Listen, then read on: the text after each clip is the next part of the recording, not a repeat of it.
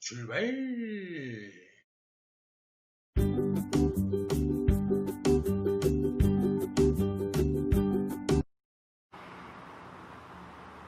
네, 천형성체의 교리 9번째 시간 시작하도록 하겠습니다. 성부와 성자와 성령의 이름으로 아멘.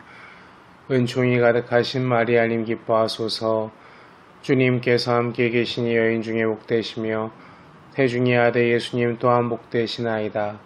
천주의 성모 마리아님, 이제와 저희 죽을 때 저희 죄인을 위하여 빌어주소서. 아멘. 성부와 성자와 성령의 이름으로 아멘. 네, 우리 친구들 9번째 시간 시작하도록 하겠습니다. 벌써 9번째가 됐네요. 시간이 빠르죠? 처음 시작한 게 엊그제 같은데 벌써 9번째 하고 있습니다. 오늘 제목은 고해성사를 왜 받아야 하나요? 고해성사의 의미에 대해서 한번 알아보는 시간 갖도록 하겠습니다. 함께 읽어보아요. 먼저 읽어보고 시작하도록 할게요. 시모님이 한번 읽어보도록 하겠습니다. 베드로와 안드레아는 형제랍니다. 토요일이 되면 둘이서 미사도 함께 가고 주일학교 교리에도 함께 다녔습니다. 그러던 어느 날 어린이 미사가 끝나고 교리를 배워야 하는데 베드로와 안드레아는 교리를 배우기가 싫었어요. 그래서 둘이서 몰래 성당에 빠져나와 다른 곳으로 놀러 갔답니다. 그렇게 놀다 보니까 어느덧 교리가 끝날 시간이 되었어요. 베드로와 안드레아는 교리가 끝나는 시간에 맞춰서 집으로 돌아갔답니다. 부모님은 베드로와 안드레아에게 미사와 교리에 잘 참석했냐고 물으셨어요. 베드로와 안드레아는 예라고 대답했어요.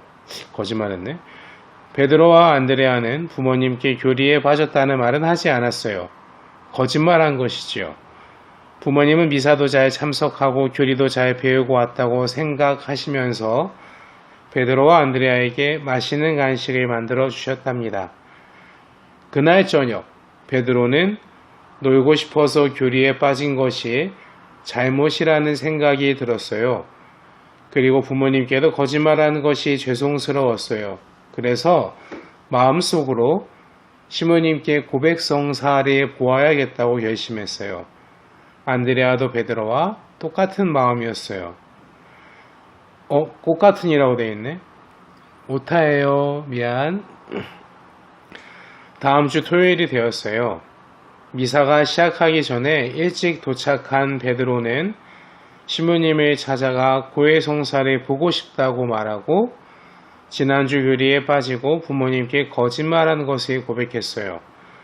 시모님께서는 베드로에게 좋은 말씀을 해주시고 죄를 용서해 주셨어요. 그런데 안드레아는 그런 베드로 모습을 보면서도 고해성사를 보지 않았어요. 미사와 교리에 참석하고 베드로와 안드레아는 집으로 돌아왔습니다. 함께 알아볼까요? 어렵지 않았죠? 오늘은 우리 친구들 오늘은 그렇게 어렵지 않았을 거예요. 1번 잘못을 한 베드로와 안드레아 마음은 어떠했을까요? 한번 우리 친구들 생각나는 거 써봤을 건데 대표적으로 불편했을 것이다, 양심에 찔렸을 것이다, 좋지 않았을 것이다 등등 마음이 불편한 내용이 들어가면 되겠죠. 2번 시모님께 고해성사를 본 베드로의 마음은 어떠했을까? 당연히 마음이 편해졌겠죠. 그리고 기분도 좋아졌고 실제로 고해성사를 하면은 날아갈 것처럼 마음이 편안한 경우가 많이 있습니다. 3번 시모님께 고해성사 보지 않은 안드레아 마음은 어떠했을까요?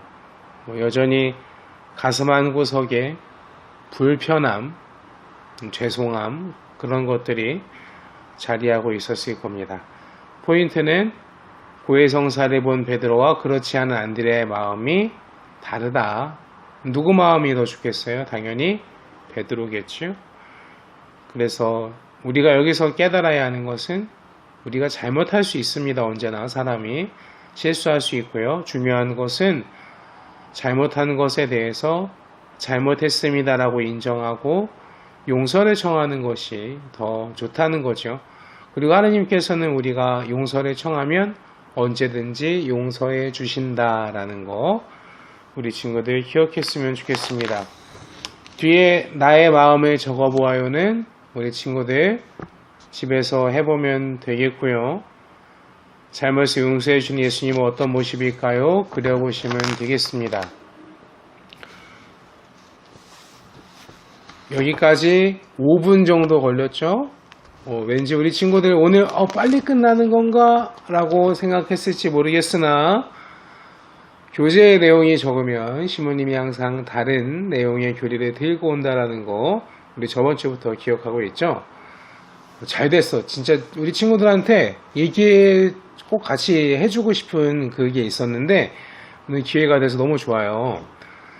우리 친구들 9월 달은 순교자 성월이에요. 순교자 성월.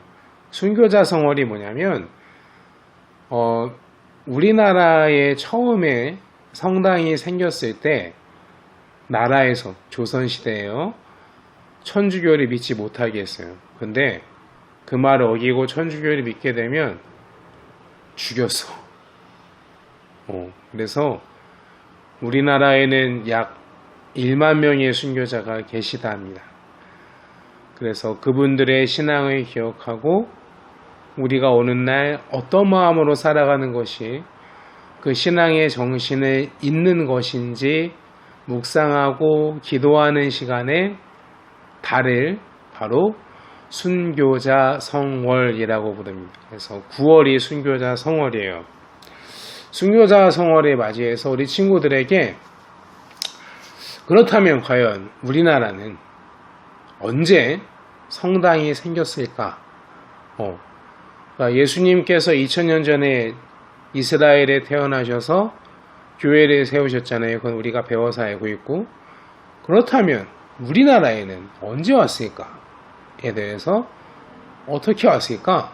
이런 것들을 우리 친구들에게 간략하게 길진 않게 설명해 주도록 하겠습니다.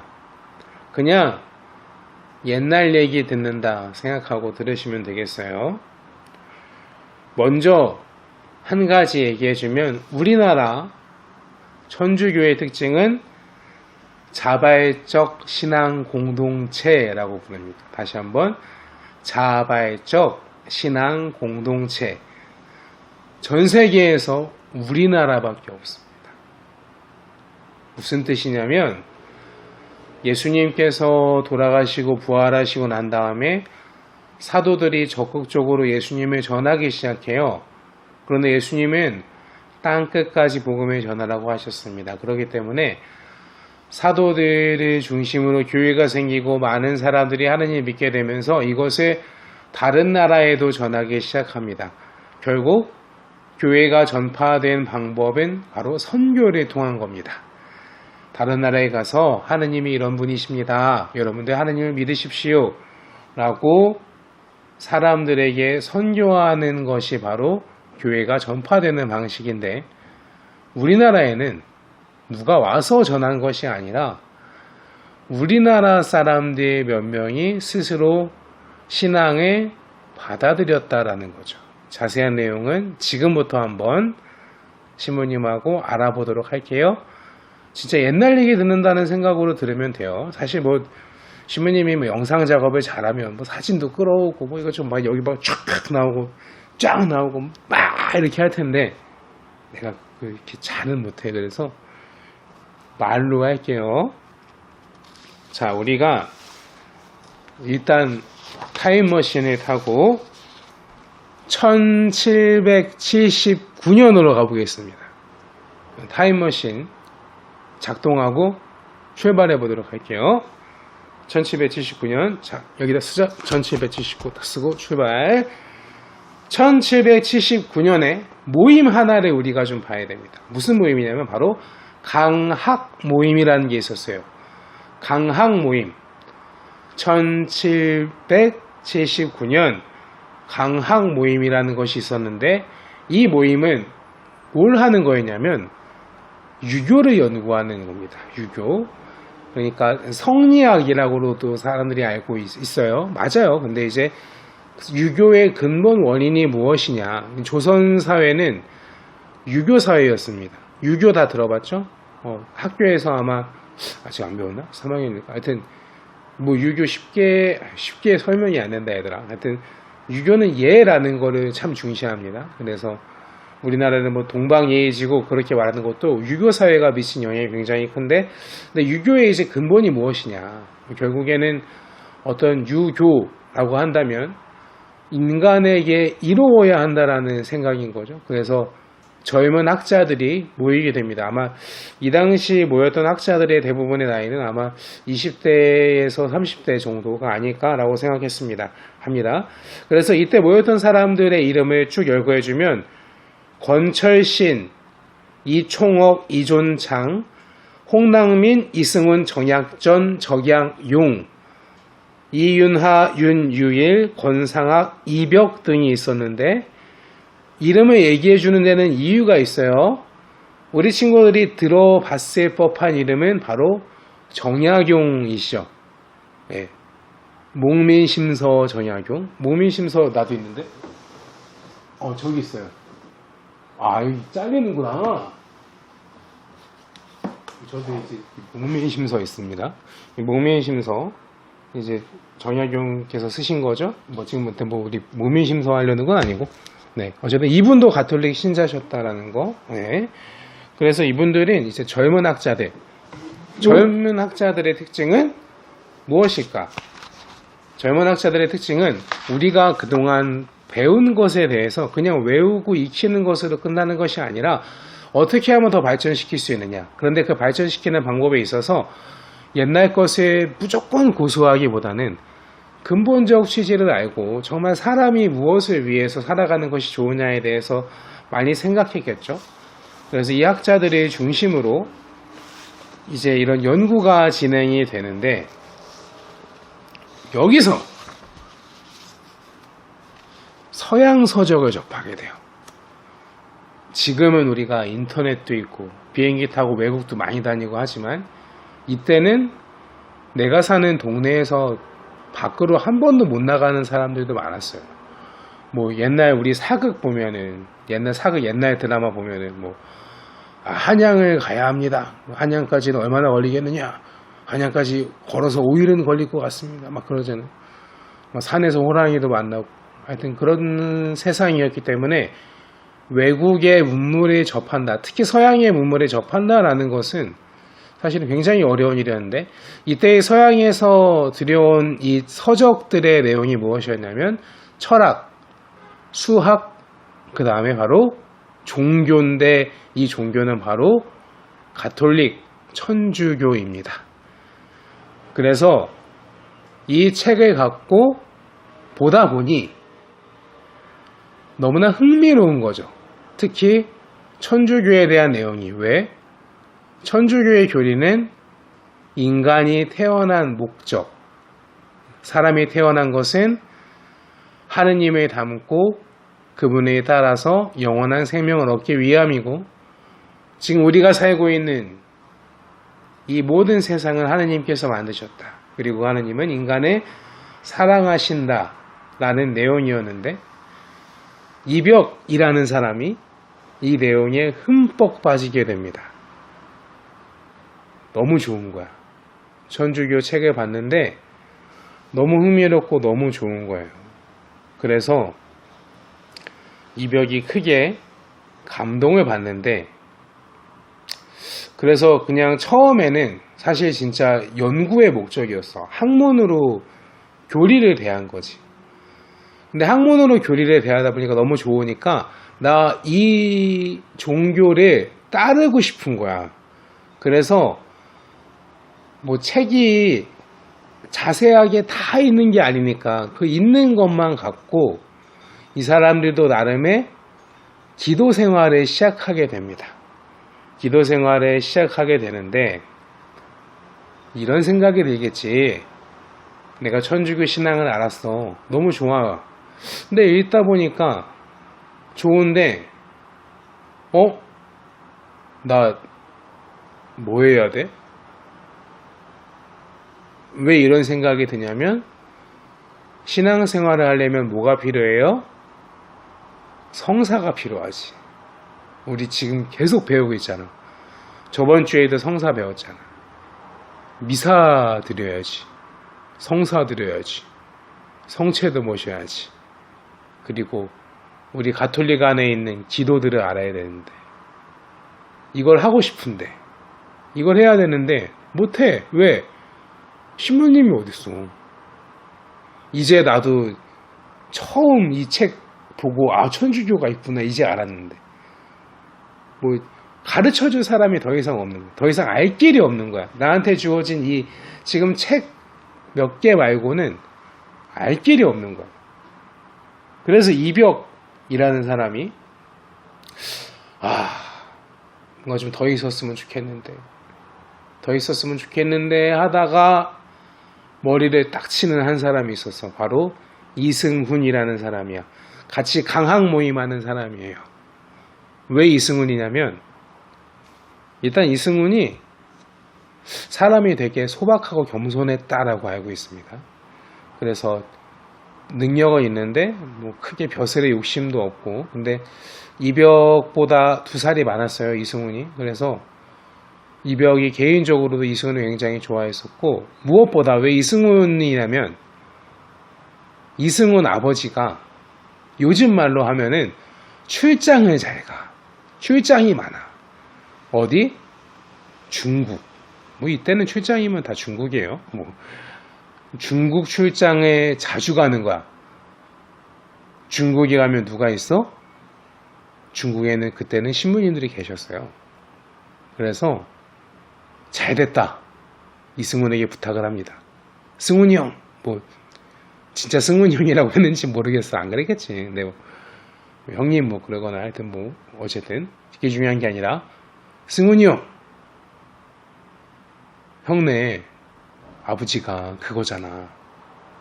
그래서 좀 아버지 따라가서 신부님들도 좀 만나고 뭐 좀 받을 수 있는 거 있으면 좀 받아오면 안 돼? 이런 거죠. 그러니까 이승훈이 그래 갔다 올게 한 거지.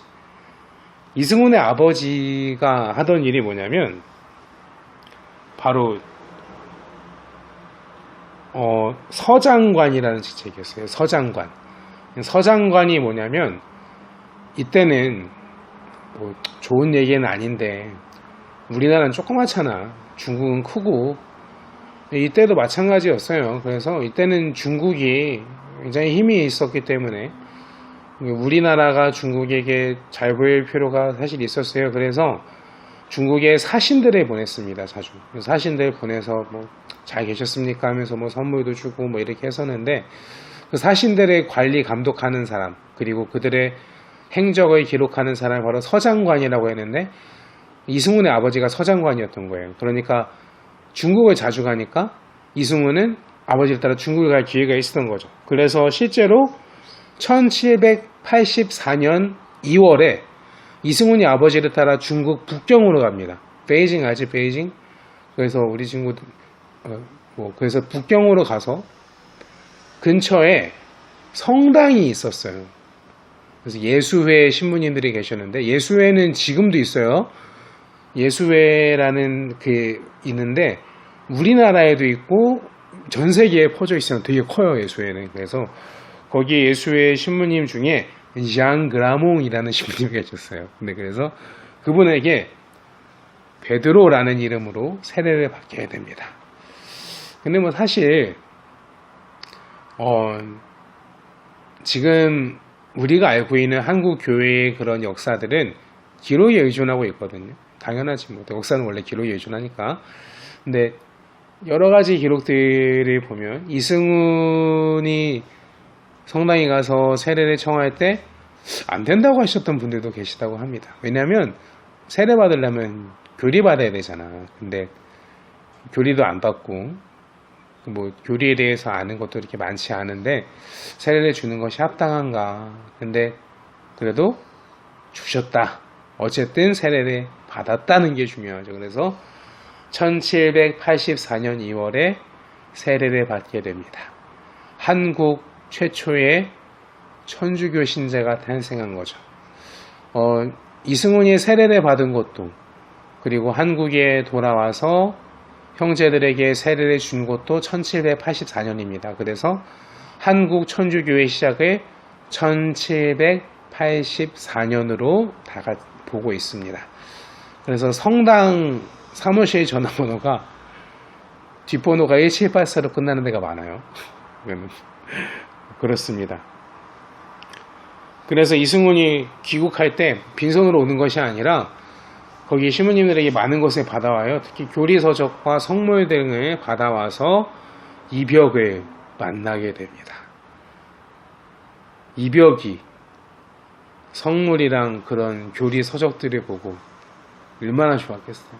이렇게 기다리던 야, 드디어 내가 이걸 받는구나 해서 그걸 받고 열심히도 공부합니다. 열심히 읽어봅니다. 그리고 교리 준비를 스스로 엄청나게 해요. 그렇게 하고 나서 9월달 1784년 9월달에 자기네 집에서 이벽의 집에서 이벽, 권일신, 정약용이 이승훈에게 세례를 받게 됩니다. 근데 이 세례는 정식 세례는 아닙니다. 세례도 정식이 있고 아닌 게 있나요? 신부가 사제가 주는 세례는 정식으로 주는 세례고요.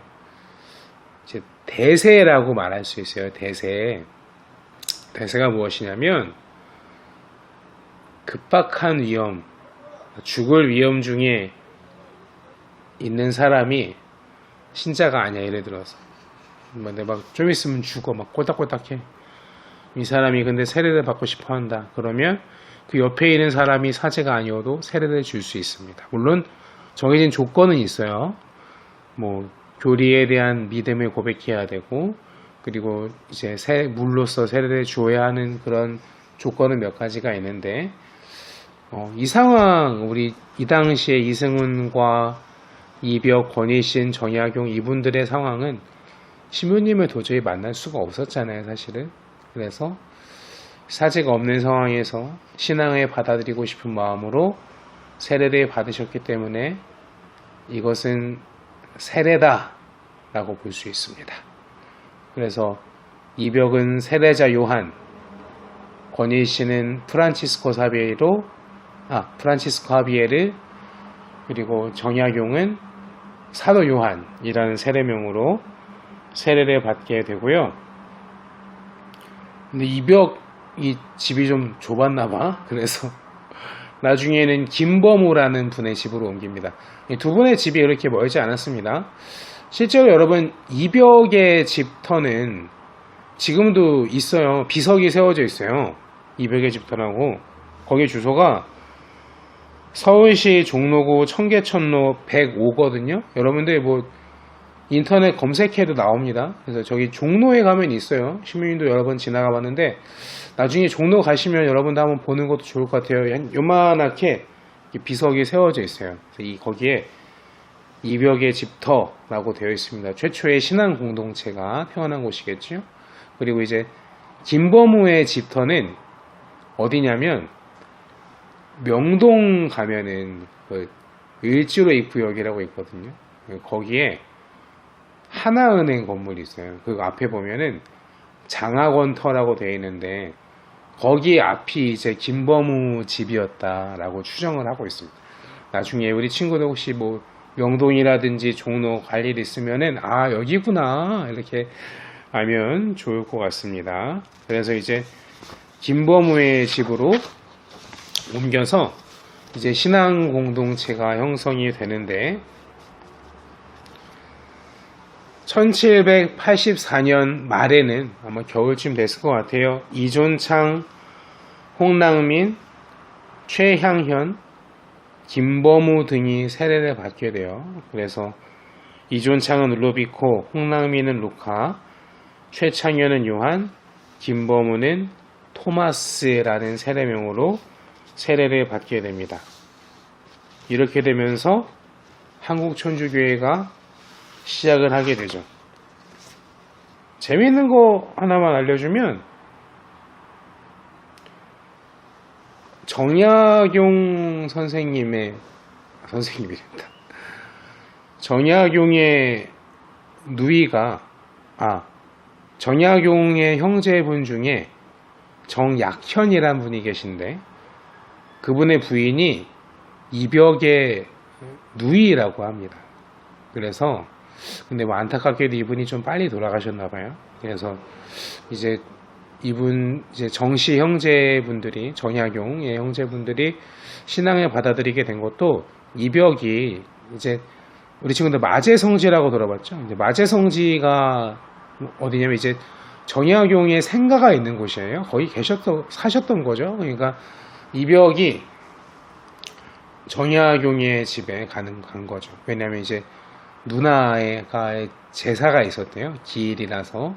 그래서 갔다가 돌아오는 길에 이 형제들과 천주교 교리에 대해서 또 이렇게 많은 이야기를 하게 됐고, 이때 이 형제들이 정약용을 비롯해서 이 천주교 신앙에 대해서 많은 이제 호의를 또 갖게 되었다, 많이 받아들였다라고 알고 있습니다. 그리고 또 이승후는 이 정약용 형제의 누이와 또 부부관계, 그래서 이제 가족관계로 좀 돼 있어요. 초반에는 약간. 자, 근데 뭐 이거는 뭐 그냥 중요하다기보다는 그냥 우리가 그냥 알고 있으면 되는 내용이고, 중요한 것은 이제, 더 중요한 거, 다시 얘들아, 미안. 더 중요한 건 1784년 말에 세대받은 사람들이 이존찬, 홍랑민, 최향현, 김범우라고 했잖아요. 근데 이제 권예신이라는 분은 1784년 9월에 이벽의 집에 세례받으신 분인데, 이분이 꽤 이제 신망이 있던 분이에요. 덕망이 있던 분이라 좀 여러 곳에 제자들이 있었어요. 그래서 그 제자들에게 복음을 전하셨고, 그리고 또 그 입교한 제자들이 전국에 또 하느님의 신앙을 전하게 됩니다. 그래서 충청도 같은 경우는 이존창 루도비코, 전라도는 또 유한검 아우구스티노 계세요. 이런 분들이 다 권예신이라는 분의 제자들이었는데, 이분들이 전국의 교리를 전파하게 되고요. 1784년부터 1785년까지 1년 동안 우리나라에 약 1,000명 정도의 신자가 생겼고, 점점 교인들이 늘어나게 됩니다. 대단하죠? 그래서 한국 천주교의 특징이다 라고 하면은, 처음에 말했던 일부 지식인들이 스스로 배우고 깨쳐서 신앙을 받아들인 자발적 신앙 공동체다라는 것. 그리고 뭐 또 기회가 있으면 신부님이 또 이렇게 영상으로 교리하겠지만, 우리나라 천주교는 엄청난 박해가 있었어요. 정말 참 무서운 박해가 있었는데, 그럼에도 불구하고 신앙을 지켜냈다라는 것. 정말 대단한 겁니다. 이 얘기도 조만간 한번 영상을 통해서 우리 친구들에게 해줬으면 좋겠어요. 내가 한국 천주교회의 공동체 안에 있다라는 거는 자부심을 가져도 되는 내용입니다. 신부님 또한 그렇고요. 네. 우리 선조들께서 정말 피와 땀으로 지켜내신 이 신앙, 우리는 오늘날 편하게 신앙생활하고 있잖아요. 에어컨이 나오고, 겨울 때는 더 추울 때 난방이 되고, 성당도 차 타고 오고, 이렇게 집에서 인터넷으로 교리 배우고, 오늘날 우리는 정말 어떻게 보면은 편하게 신앙생활하고 있습니다. 성당 간다고 누가 죽이지도 않고, 우리 그 선조들의 정신을 우리가 살아갈 수 있으면 좋겠고, 우리 친구들 어린이지만 그 마음이 우리 친구들 안에도 심어져서 우리 친구들이 멋진 어른이, 또 멋진 어린이면서 청소년으로 성장하고 어른으로 되었으면 좋겠어요. 늘 여러분들 위해서 기도하겠습니다. 네, 오늘 여기까지 하도록 할게요. 마침 기도 영광송하고 마치겠습니다. 성부와 성자와 성령의 이름으로 아멘. 영광이 성부와 성자와 성령께 처음과 같이 이제와 항상 영원히 아멘. 성부와 성자와 성령의 이름으로 아멘. 안녕.